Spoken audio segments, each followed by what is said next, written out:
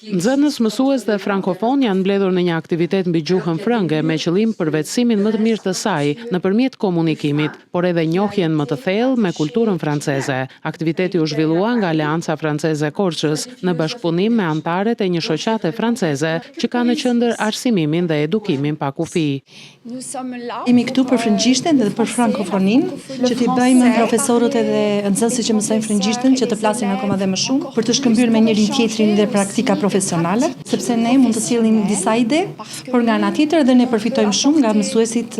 shqiptarë që flasin frëngjisht. Kemi shkuar në përshatra, kemi shkuar në gjimnazet, kemi shkuar në shkollat nëntëvjeçare dhe kemi bërë shumë gjëra të bukura me nxënësit dhe mësuesit sigurisht. Në emër të Aleancës Franceze,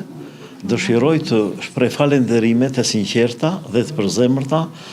për Fondacionin Gref, por dhe për 3 zonja të cilat prej 4 vjetësh vinë dhe ndihmojnë Aleancën Franceze në aktivitete dhe në përmirësimin e mësimdhënies. Është vërtet jo vetëm një ndihmë e madhe, po dhe një shembull i asaj që quhet vullnetarizëm, sepse zonjat vinë këtu në mënyrë vullnetare dhe kjo është një